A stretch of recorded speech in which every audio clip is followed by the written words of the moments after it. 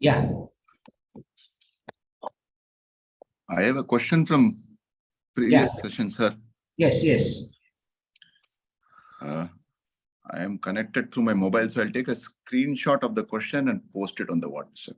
Yes.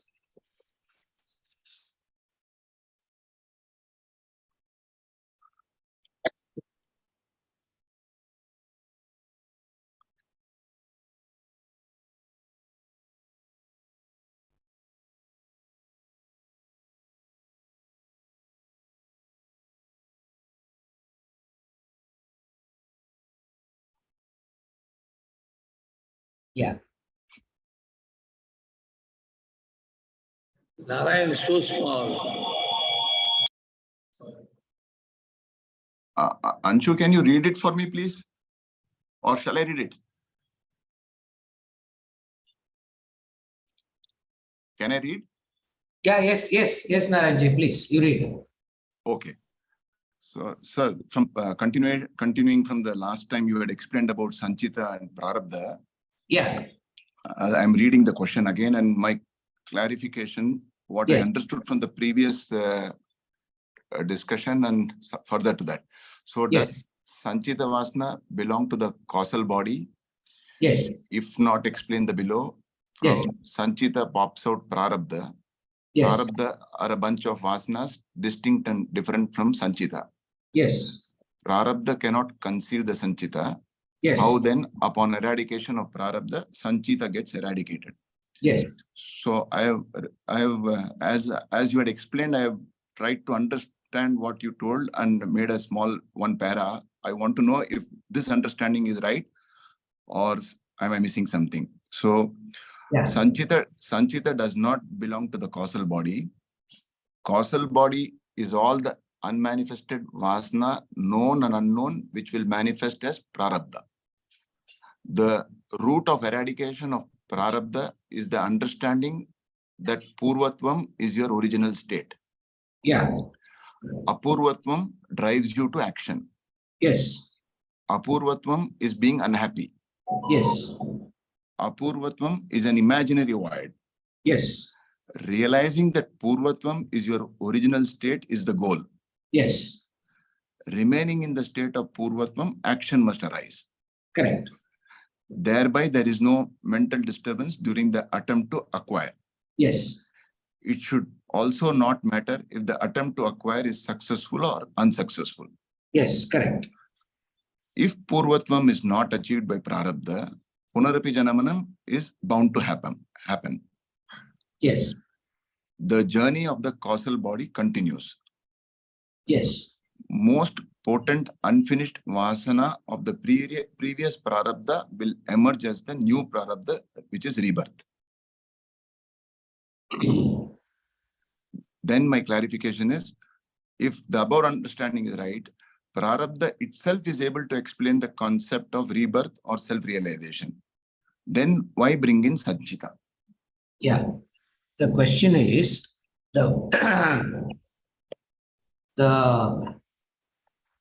there are certain misunderstandings that is happening in relation to Prarabdha.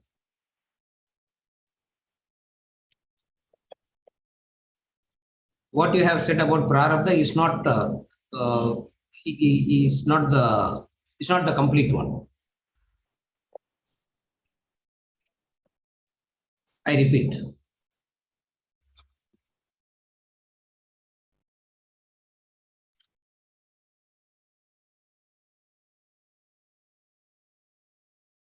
Prarabdha means that which is manifest and started to, it is the Prarabdha is the beginning of the end.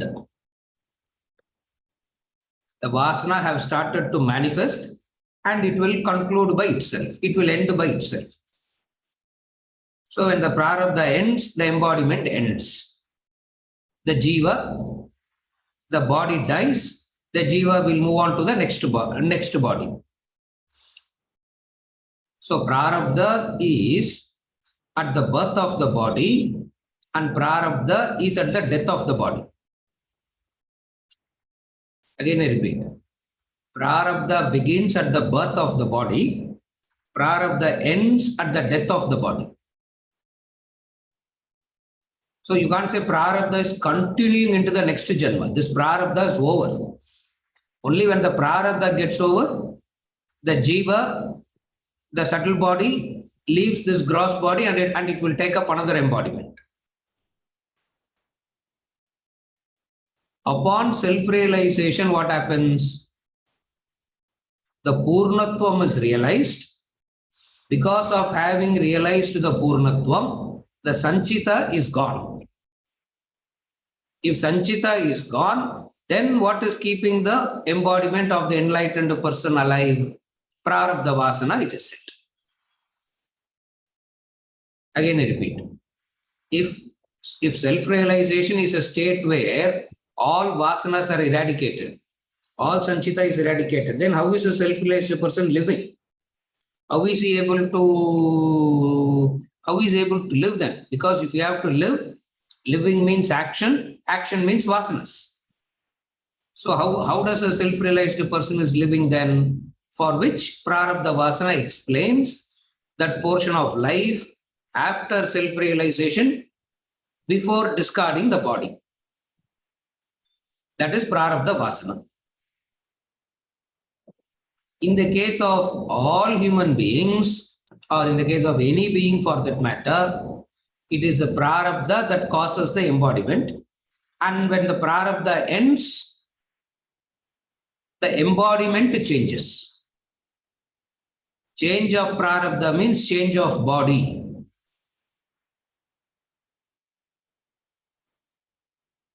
Birth of body is the beginning of Prarabdha. Death of the body is the end of Prarabdha.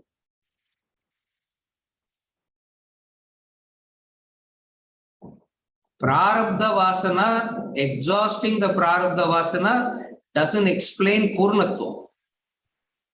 For what is the definition of Prarabdha?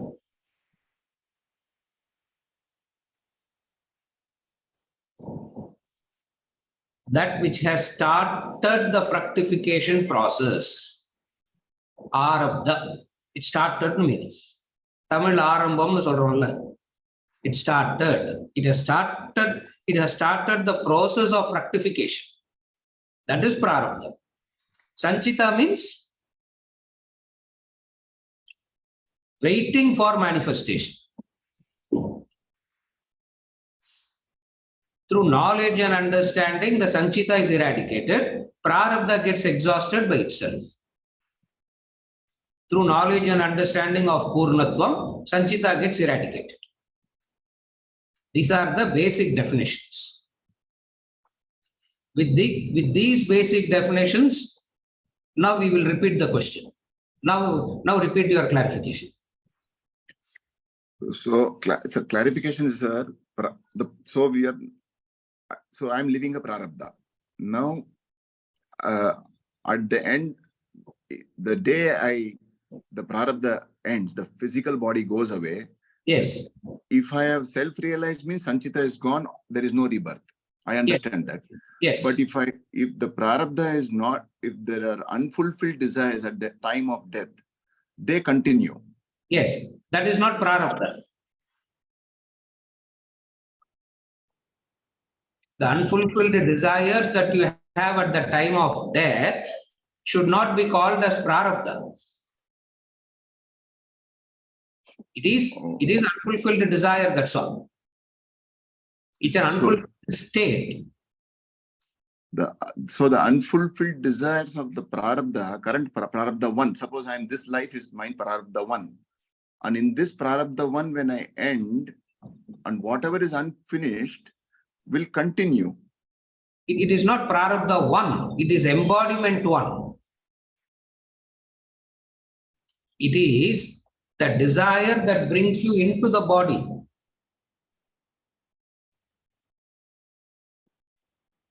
Again, I repeat. What brings you into the body, into a particular body? The Prarabdha that needs fructification. That's why you get into an embodiment. So, End of the body means end of that prarabdha.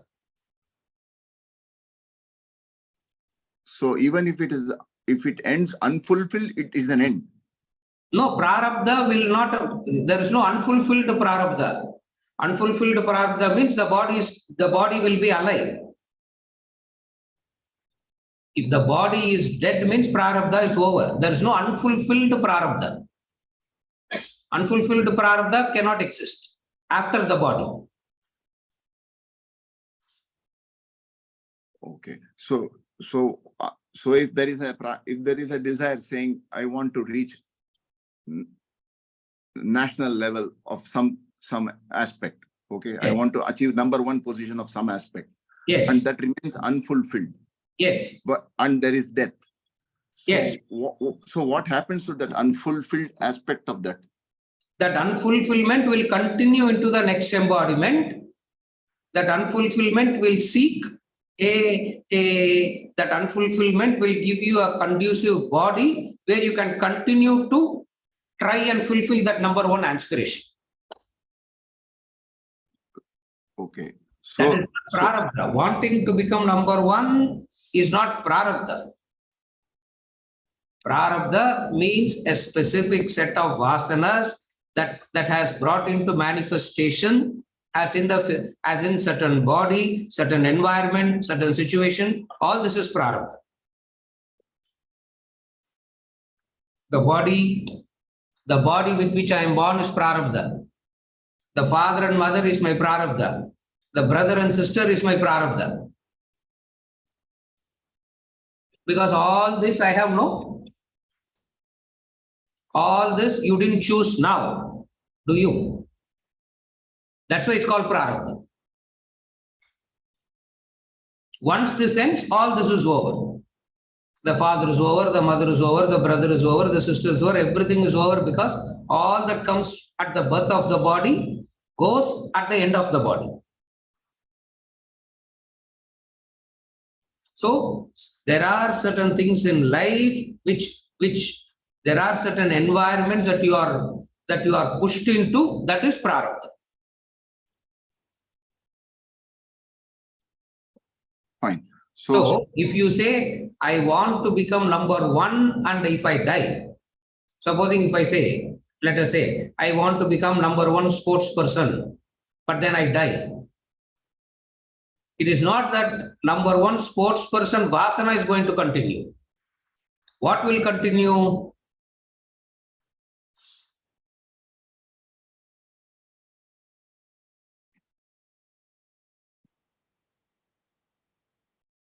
I am so extremely desperate that I want to become number one. Take it like that. Or it is just a casual, it is just a very basic egoistic thing that wherever I go, I want to become number one. I want to be number one. There is a difference. Again, I repeat. See, the basic ego is wherever I go, I want to be number one, is one ego, which is universal. Distinct and different from that is, I want to be a number one chess champion. Because I am not happy being a number one business person. I am not happy being a number one tennis person. I want to be a number one chess person. You are asking about the second possibility. No. Correct? Correct. So if I don't become number one in chess, yes, I will from where I end, that excellence where I end will begin again in the next janma from wherever it ended in this janma. No. You have to start all over again. You have to start it all over again. Only the desire will continue. I want to become number one will continue, but still I have to learn the pawn, the elephant, the king, the queen, the rook, all that I need to learn still. Excellence will not continue. Excellence cannot continue. It is against the law of nature. Then how do we understand child prodigy? I thought child prodigy means you continue from where you ended last. Child prodigy is nature's error sometimes. Child prodigy is nature's error sometimes, which will continue. And that is, if there are 8 billion people, how many child prodigies you will find?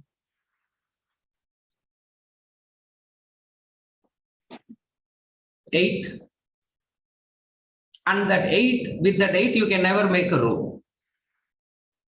That's why we say that 8 is the nature's error, which will continue for a while, and that will die down very soon. Like, for example, there is a person who will play flute very good at the age of 5. What happens to that person at the age of 35? That person will not even pick up the flute after that.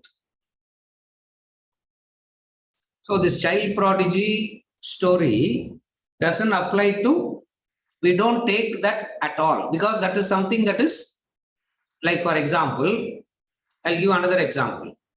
There is a male, there is a female, there is a third category also, no?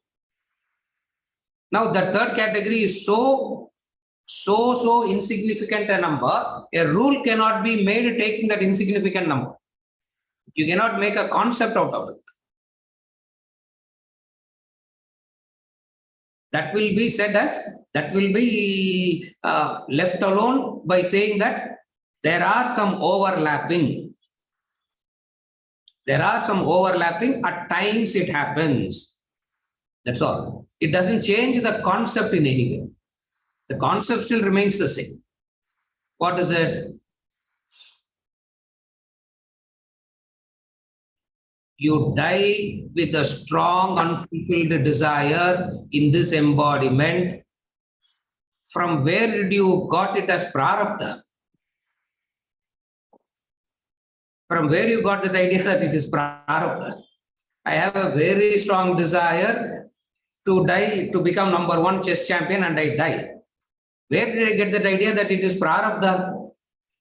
It's a desire. It's a desire that I have cultivated now.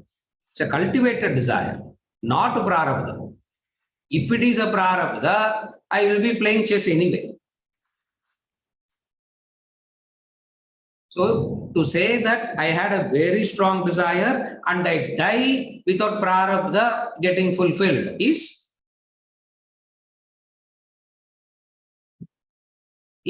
against the law.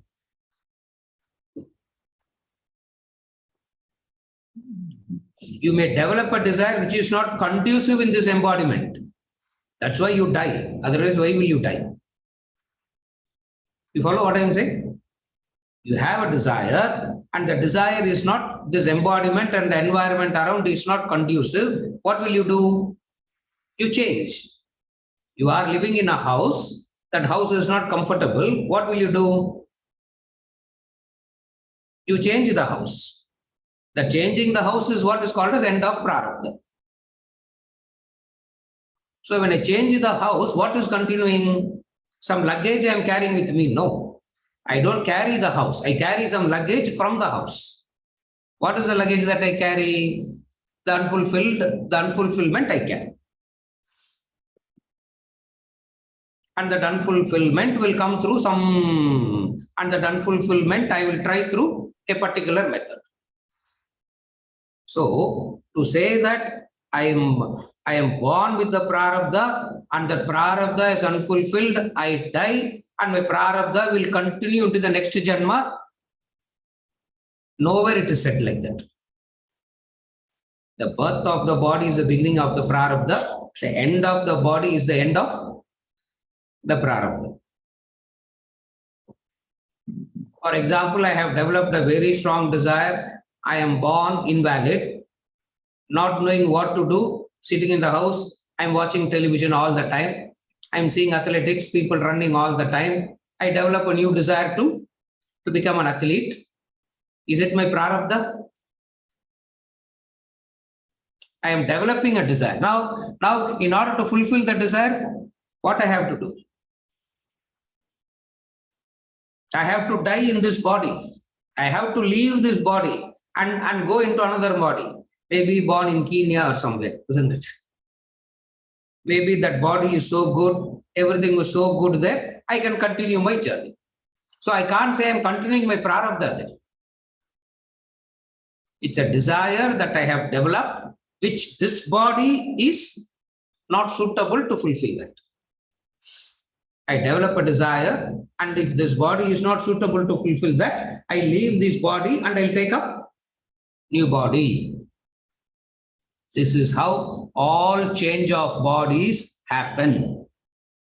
This is a universal law, no exception to this law. Sometimes what happens?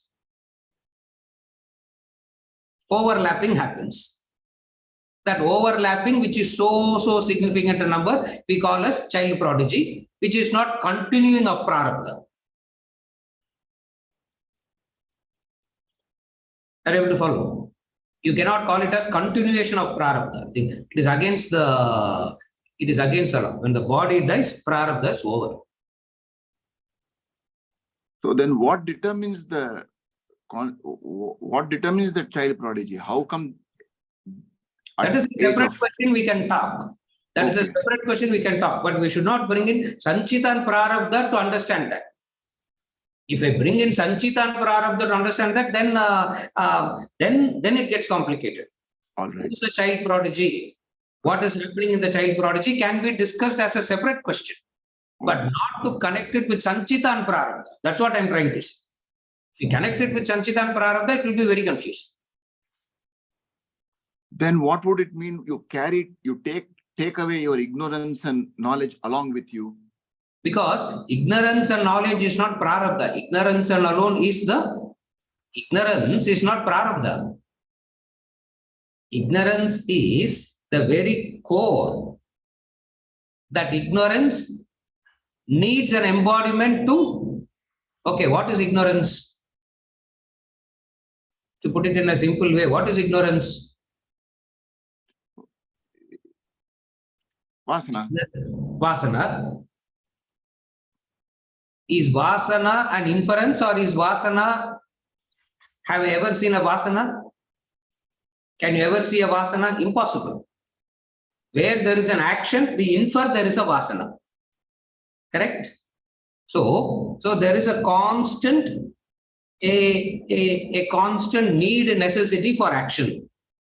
That constant need, necessity for action is for what?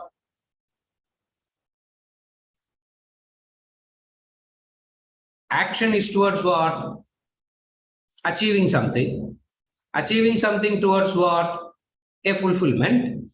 So all actions are done for seeking a fulfillment. So in every embodiment, I come up with the hope that this method will give me fulfillment. This method will give me fulfillment. This method will give me fulfillment. And then I try that method for a long period of time, maybe 30 years, maybe 40 years, maybe 70 years, we do not know. Having tried it out, I find, no, this is not conducive. So I go to the next. So when I'm coming in, ignorance cannot directly deal with anything. Ignorance needs an embodiment.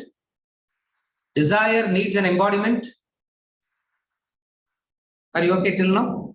Correct. Desire needs an embodiment. That embody, what determines that embodiment? What decides that embodiment? Prarabdha. Desire cannot directly do anything. Desire needs an embodiment. Embodiment means karmendriyas, jnanendriyas combination. The organs of perception, organs of action, body. It needs a body. Action needs an instrument. Action needs a body. Now, what determines the type of body? What determines the quality of the body? What determines the type and quality of the body? The Prarabdha. That's all the relevance of Prarabdha is. In that embodiment, I will try to find fulfillment. Seeking that, getting the body is not fulfillment. That body, I use the body seeking fulfillment. After a period of time, not finding out fulfillment, I want to leave this body and say this environment is not suiting me. I go to another environment. And when I go to another environment, I need a fresh body. I cannot go with the same body. I need a fresh body. So if I have to have a fresh body, what do I need to do? I need to leave this body. Are you able to follow? Therefore, it is seeking fulfillment, and seeking fulfillment needs an instrument, the type of instrument, the quality of the instrument, the environment with which I will be born. All this combined is called Prarabdha.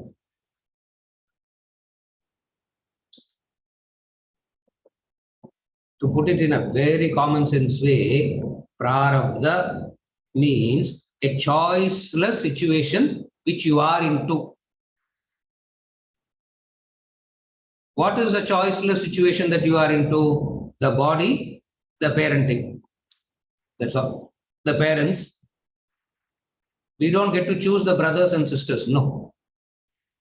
Whoever comes, they become the brother and sister. That is Prarabdha. It's not that I'm sitting and choosing and say, I want a person as my brother. I want this person. It's not that. So what is Prarabdha? A choiceless situation which determines my birth. Rest of it and all doesn't come under Prarabdha. Rest of it and all is what I do with it.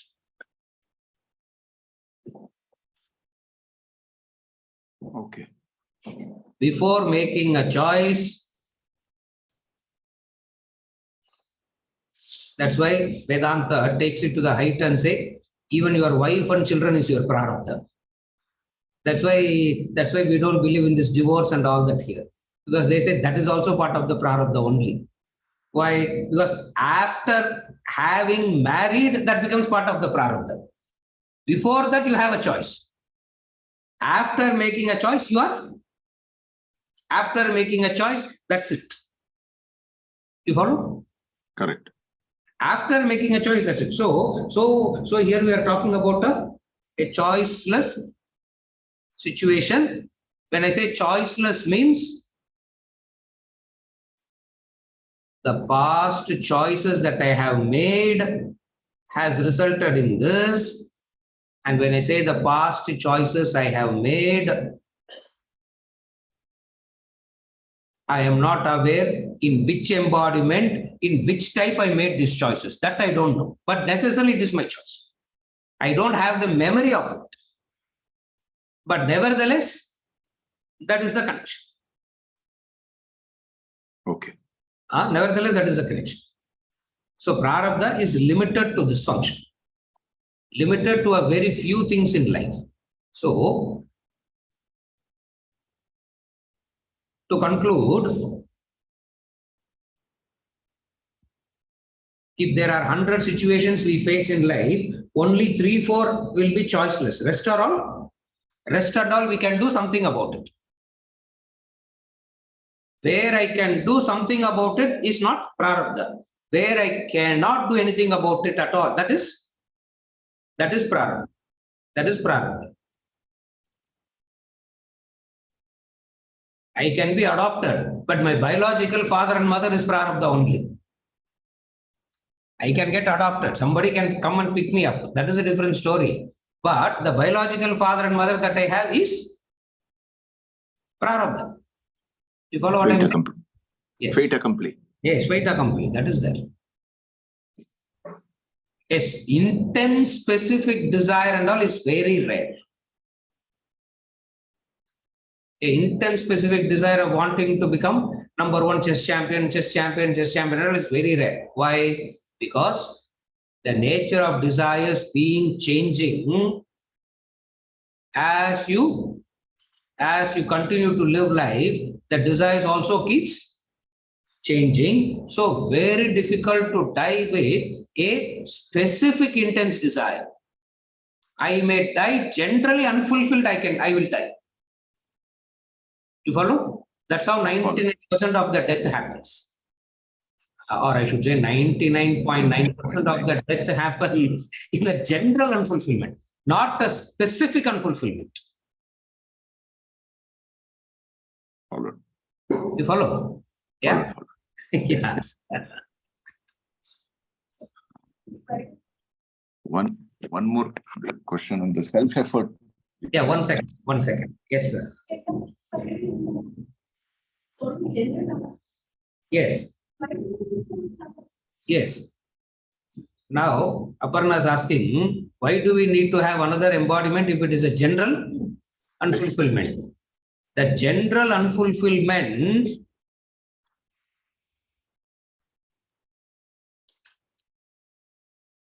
is what we, in the Upanishadic way, we call it as apurnatvam. That apurnatvam will not stay quiet. It will necessarily search for an embodiment, and it will get into an embodiment and try a few methods. Again, I repeat. This apurnatvam, what it will do, it will seek an embodiment. Because apurnatvam needs purnatvam, and purnatvam can come only through an embodiment. Therefore, what happens? There will be necessarily a body that is required. So it will keep going from body to, it will keep moving from one body to another body. When I say general, what it means is a kind of, it is like trying to define vasana. That's why no words will be able to.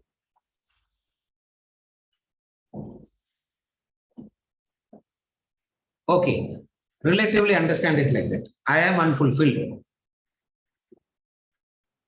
Can unfulfillment just exist by itself? Always ask yourself this question. There is an unfulfillment. Can unfulfillment simply exist all by itself? It cannot. Because unfulfillment will seek fulfillment. And how it will find fulfillment?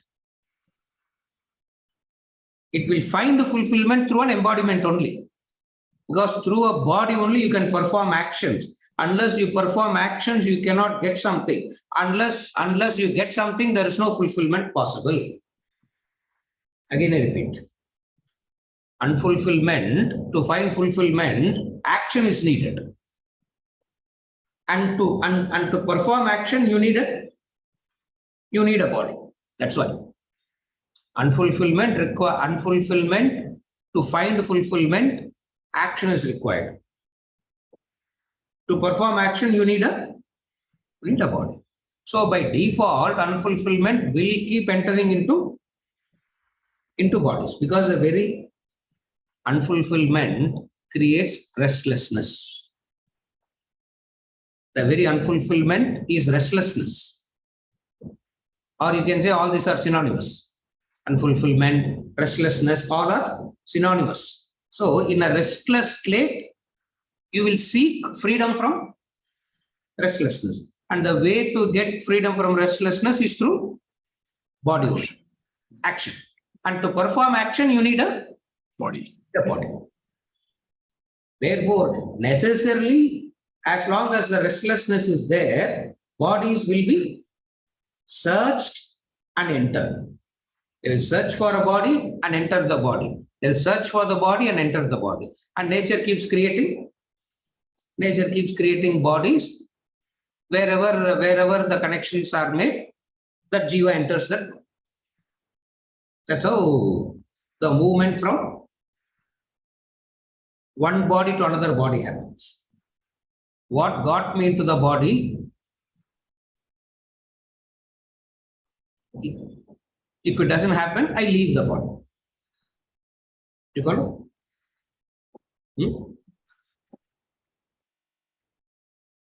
Unfulfillment, understand it as restlessness.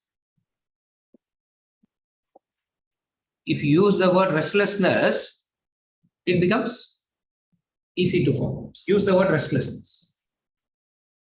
When you are restless, what will you do?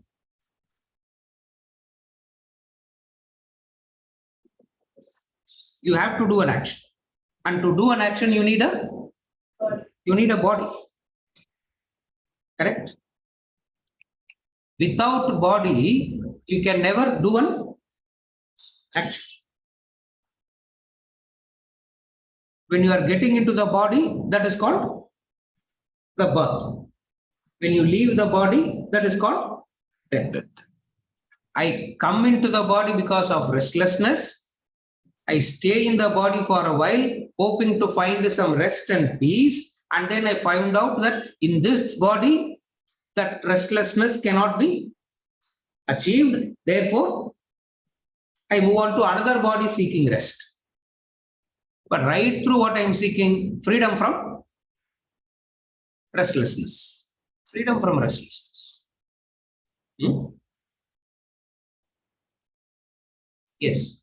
So in this birth, whatever we acquire, asanas we acquire, that Yes. become part of Sanchita Yes. for the future modes. Yes. What Ganesh is asking is, if it is acquired in this Janma, that becomes part of the Sanchita. See, when you say you acquire a desire, you should understand it as not as a desire for an object. We always think acquiring a desire means I want a necklace. What do you mean? Acquiring a desire means what? I want a job. I want money. I want a car. I want a house. I want a necklace. I want a name. I want a fame. What is meant by acquiring a desire? We have never thought about all this, State of unhappiness. isn't it? What? Because we always assume acquiring a desire means, oh, I think I want one object. I see an iPhone and I have acquired a desire to buy an iPhone. Huh? Is that what is called as acquiring a desire? What is acquiring a desire means? It is not the object. Through the object, something is sought. Remember that. That's why we will never say desire for an object. If it is an object, how many ever times we keep thinking it is an object only. If it is an object, the presence of the object should give fulfillment. No.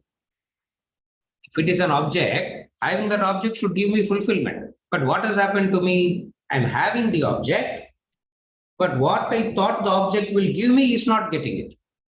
Therefore, I'm moving on to when I say acquiring desire means what am I doing now? What is meant by acquiring desire now? With whatever foolishness I was pursuing one object, with the intensified foolishness, I am pursuing another object. So what is acquiring desire means now? In the statement that I said, what does acquiring desire means?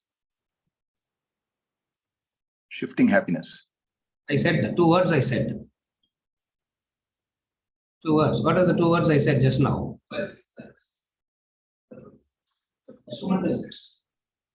Intensified foolishness. That's all. You get an object. The object came, but fulfillment didn't happen. So what happens? I'm seeking another object now. With what? With what conviction? This will give me what I want. When I thought exactly the same about the previous. When I thought exactly the same about the previous, now I am so convinced that this one is going to give me this one. So what does acquiring desire means now? This one will give me, this one will give me what? Fulfillment, never the object. That's why acquiring desire means we always think acquiring object. It is not acquiring object. It is seeking something through the object. If object is what you want, we all should be 70-80% fulfilled. The intensity of unfulfillment should be 70-80% less, because of the 10 things that we want, 7, 8 we have. It means 70, 80% fulfillment we should be having, but we don't. Why? Because it is not the object, it is. So when we say acquiring desire, what is meant by acquiring desire? We think acquiring object. That's why acquiring desire means acquiring object. It is not acquiring object. Through that object, something. Are you able to follow?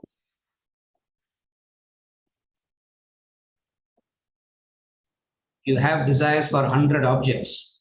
When you die, what you will carry? You will carry the, when you say you carry the desire, you will carry the desire for iPhone, you will carry. I have a desire for iPhone. I have a desire for Rasavada. I have a desire for this. When I die, and if I continue, am I going to continue this? What am I continuing? The unfulfillment I am continuing. That we never investigate. We always investigate. The acquiring desire means we think about. We are thinking about acquiring an object. It's not object. It is through that object something. Hope of fulfillment. That's why I keep defining desire is what? Desire is a hope for fulfillment. This is a very definition of desire. Desire nalla enna artham? Or hope. Hope for what? Fulfillment. Avladhan desire is. A wanting, a longing, a thirst for what? Object. Object is given. Immediately what happens? Immediately the mind goes to the next. It means it is not seeking that object. It is seeking something else through the object. But we are so focused on the object, that's called extroversion. We are so focused on the object, we miss what is it that is driving me to seek an object. And our attention is so extroverted, we start comparing object. This object is better, this object is not better. This object I will take, this object I will not take. Because we still believe in the object. What Vedanta comes and says is, it is not in the object. It is something that is driving you from inside. Is it okay? That is. Yes, Prasad. Unmute, Prasad. Sir, Hari Om. Now some clarifications are for me. Yeah. While the cycle of birth and death, unfulfilled jiva leaving the body due to unfulfilled subtle body leaving unfulfilled desires and getting a new body to exhaust to get that paripurnatam. Yes. While the cycle, the ratio is 1 to 1, sir. Same is going to be the cycle. Then how can we reconcile this? How is this population explosion is happening? It's going to be 1 to 1. Whatever the set is there, that is going to only to recycle. Huh? You are talking about the. Are you talking about the individual or you are talking about the total? No, like individual, my cycle goes on like this. At a given point of time, there is a set of cycle. Only that should only come and go. How this excess population is happening? On what basis I am concluding that in the first place? Prasad. Yeah, my understanding of this. The whole drama is coming out of what? Infinite. Okay. When it is coming out of infinite, how can you say it's a fixed number at any point of time? Then it is not infinite. Are you able to follow? Okay. How numbers are increasing? Of course it will increase because the superimposition is on. If the superimposition is on a finite, it will be a finite number always.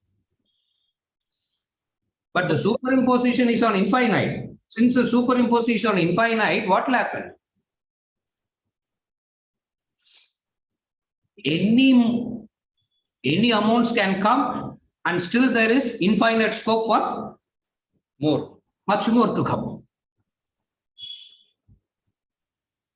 It's ever expanding. We never know that. Never know when it's so. To say a fixed number is to say the superimposition itself is fixed. You follow? Yes. Yeah. Got So it. to say that population is exploding, some species are dying, some species numbers are increasing. All that at some point of time, all unknown factors we are putting together and creating a theorem out of it, which is illogical. We say explosion will happen, numbers will go on increasing, because we are talking about the totality now. We are not talking about any particular thing. If we are talking about the totality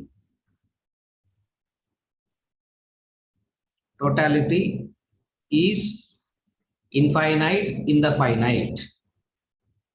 We read that topic already in the book, isn't it? Infinite, The finite. the finite. What appears as finite is not finite. It appears as finite. Therefore, explosion and all is, if it is not exploding, then only there will be a confusion. If it is exploding, then it is a conviction that infinity is the adhisthana. Able to follow? Update, we just converted. Prasad, are you okay? Yes, sir.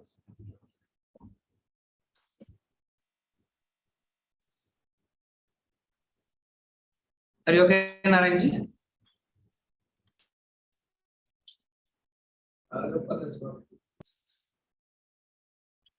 Okay.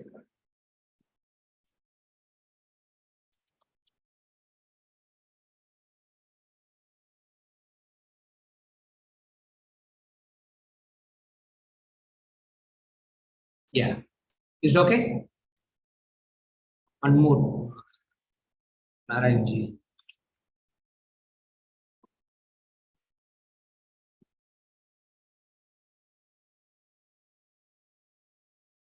Unmute. Narayan.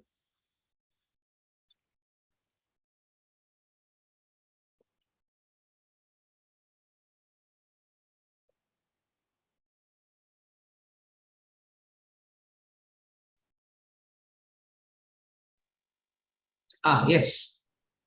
Yes, for Yeah. the moment, okay, sir. This is all conceptual understanding. It will take a lot of time. For Yes. today, it's okay. Yes. I had the next question on the self-effort, Purushartha. Yes, correct. Yes. Yes. We'll take Try to share. I'll try to. Yeah, one more clarification, then we'll come to Purushartha. Yes. Yes. I want to use it, I want to enjoy it. Yes. What is my intense desire here? I'm still not. It's like, happiness, joy. Yes. Thoughts. Yes. The question that Parna is asking is, what is it that is driving any acquisition? What is it that is driving all acquisitions? Correct? That's what you are asking. Yes. Any acquisition or all acquisition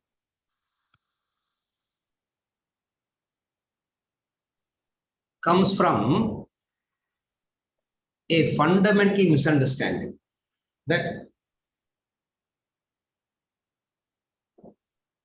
as I am today, I am limited, restricted, constricted.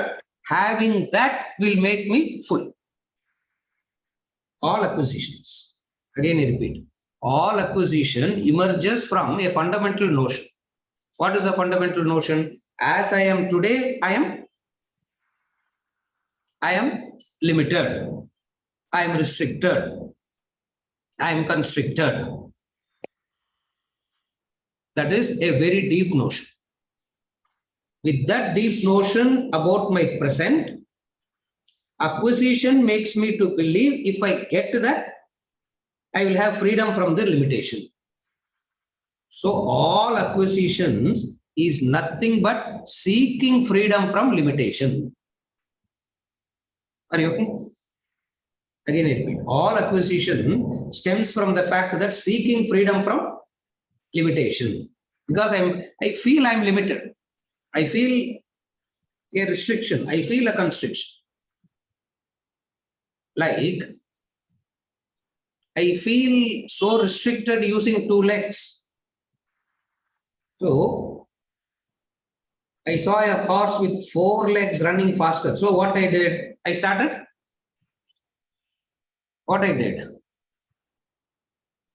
on the horse.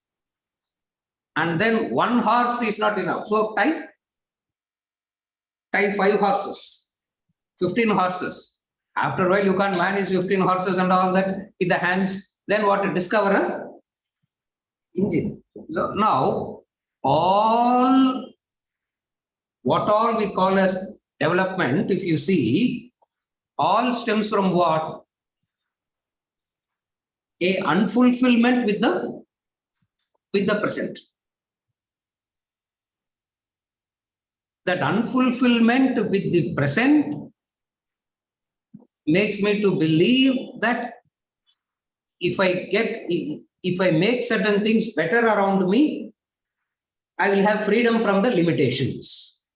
When I say unfulfillment, use the word limitations. It is there is a limitation, and that limitation is causing unfulfillment. It is limitations. Vedanta comes and says the limitation is an imaginary notion. As long as you believe that you are limited, it will continue. Distinct and different from that is, I am using something. Now there's another situation. What is another situation? I don't feel any discontentment at all. I am only making use of it. This is a very hypothetical state which doesn't happen in reality. The second situation that I am talking about now, I am thoroughly contented, but I only saw the good features in iPhone and I went and got an iPhone. The very invention of the phone itself sprang from what? The very invention of the phone itself sprang from that limitation. What is the limitation? I want to talk to you. So if I have to talk to you, we should always be in the vicinity of 10 meters only. Because 100 meters you go, I cannot talk. If you go 1,000 meters, you cannot talk. What will I do? I'm feeling limited now. I'm feeling restricted. I'm feeling constricted. So all movement is because of the sense of limitation. Because the sense of limitation is so deep, I'm seeking something. So all desire is nothing but seeking freedom from limitation. All desire is nothing but seeking freedom from limitation. This feeling limited is samsara. This is called samsara, bondage. What is bondage? That limitation is the bondage. So what do? I want freedom from the limitation. So how do I think I'll get freedom from limitation? I explore. In that exploration, I create a lot. In that creation, I believe that I will get fulfillment. More than the word fulfillment, use the word limitation. Because that is more appropriate. That is more closer to what the reality is. Limitation is the more closer word.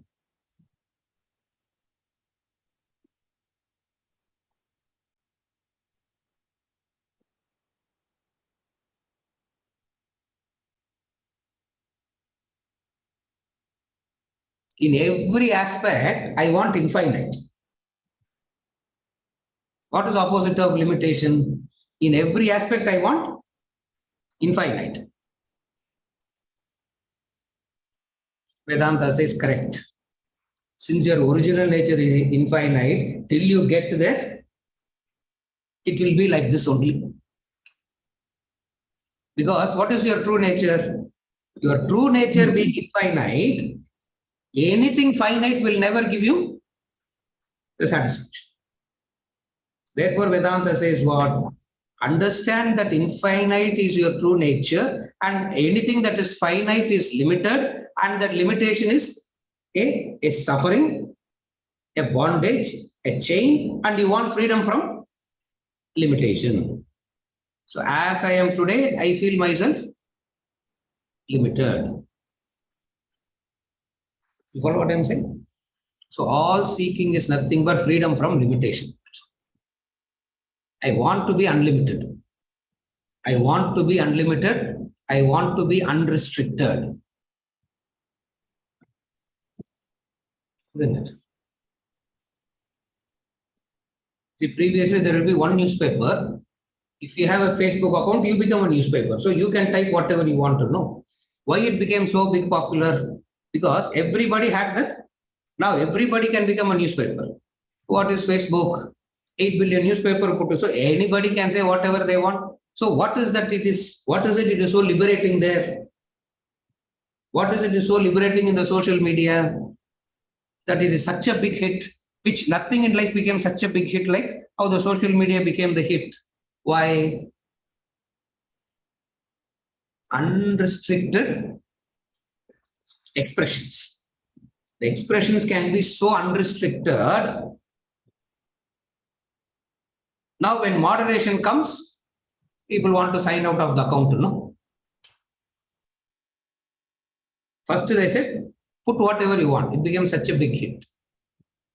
And then what are they saying now? No, it cannot be done like that. There will be moderations. There will be restrictions. The moment they say restrictions, moderations comes, what happens? People get out. Why? What are they seeking? They're not seeking Facebook. They're not seeking that. What are they actually seeking? Unrestricted. In every aspect, I have to be unrestricted. Vedanta comes and says, through the instruments, don't try that. Because instruments being limited by nature, restrictions will be the reality. Therefore, that which you are seeking is beyond the instruments. Therefore, go beyond the instruments. That's only connection. Are you able to follow now? That which you are seeking is beyond the instruments. Therefore, go beyond the instruments. It is restrictions. See, wherever restrictions are relaxed, people will rush, isn't it? People will rush. Great American dream. What is that? Freedom, no? More you can do. Individual freedom, individual liberty. After going there, you realize that it's a myth there, because how can it be a reality? So what happens? There is a restriction. So wherever there is a restriction, wherever there is a constriction, wherever there is a limitation, mind wants freedom from that. Why? Because unlimitedness is that which you are seeking. Vedanta comes and says, seeking unlimited is not wrong. Carefully follow. Seeking the unlimited is not wrong, because you are unlimited by truth, and you will not rest content till you get there. Where ignorance is, when you believe that through an instrument you can get to that unlimited state, that is ignorance. Are you able to follow the difference now? Through the instruments, don't try that, is Vedanta. While everybody else is trying through the instruments to get there. Vedanta says through instruments we cannot get, because a limited instrument will always keep you in limitation. only. Sharira means that which has a boundary. Sharira means that which has a boundary. So any Sharira you take, Loka means that which has a beginning and an end. Again I repeat. Sharira means it has a boundary. Loka means it has a beginning and an end. That's why in Vedanta, in the ultimate state, we say even the Vaikuntha Loka will have a beginning and an end. Shiva Loka also will have a beginning and an end. All Sharira will have a beginning, all Sharira will have a limitation. Therefore, if you want to get back, go back to your original state.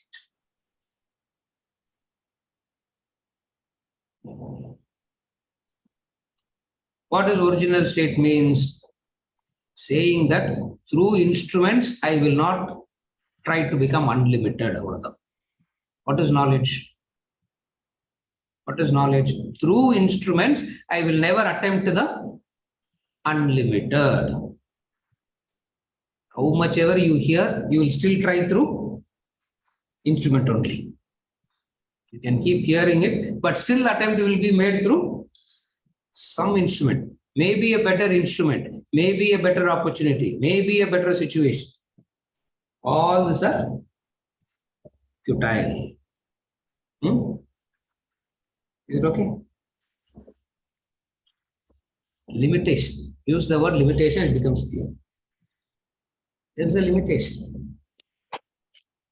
And what is the limitation that we are all trying to avoid? Death. Death, because it is something that is irreconcilable with. It stares right in front of you saying it is limited. You keep postponing it. That's all. You can keep postponing, but that cannot be escaped. That is the limitation. That's why all attempt that we do is to escape death. Because if I conquer death, if I escape death, I become unlimited. All human efforts, if you see, is for what? Immortality, escaping death, postponing death. We want to escape, but we only postpone. We cannot escape, we can postpone. In that very attempt to postpone,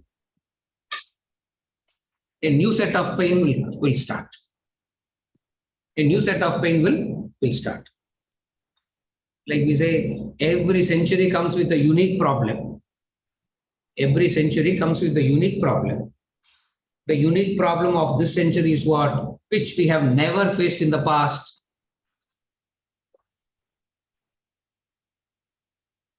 The unique problem of this century, which our current generation is facing, which the previous generations need not face at all, is what? Old age. Old age. Previous generations never had the problem of old age. Today, the biggest problem is old age. The instruments are giving up. Death is not happening. A very incapacitated, dilapidated existence for a long period of time where nothing is happening. So it's if you look at the human history, every century will come up with a unique problem which the previous generation didn't face. Now, how this problem got created? Because previously death was happening so fast that we wanted to avoid, escape. Okay, we avoided. Okay, imagine a situation where one by one artificial organs can be replaced. Imagine the situation where all the body parts can be replaced, and that can be replaced, and that can be replaced. What are we attempting? Huh? What are we attempting?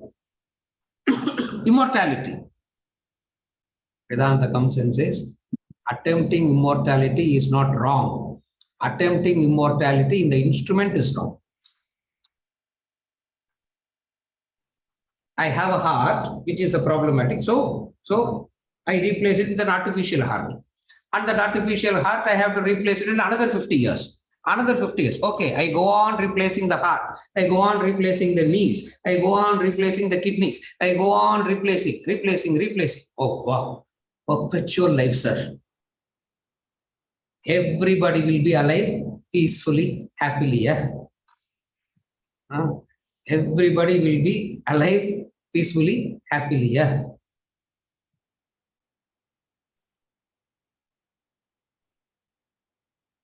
You know the uniqueness.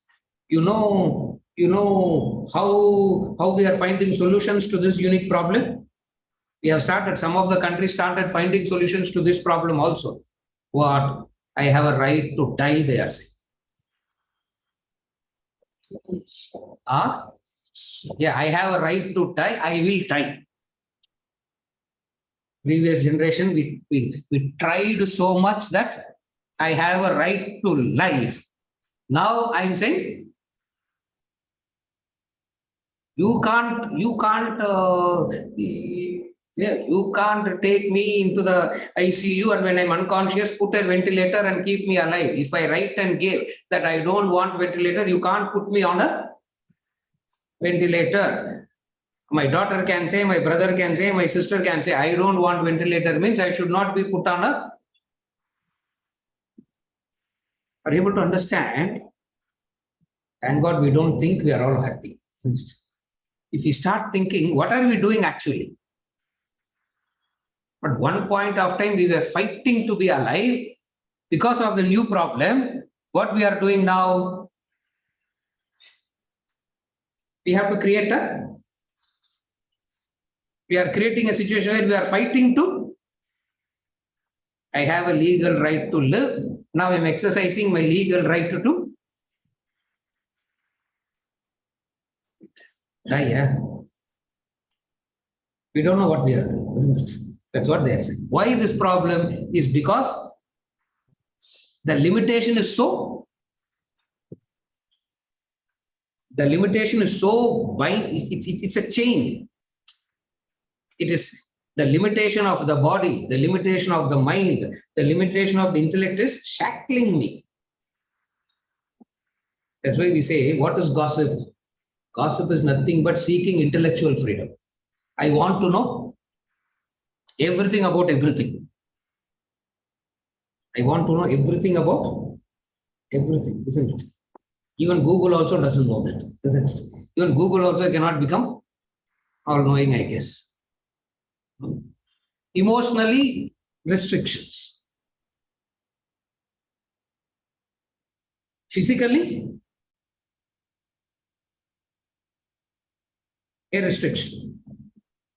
Limitation means freedom from. So what is a desire now?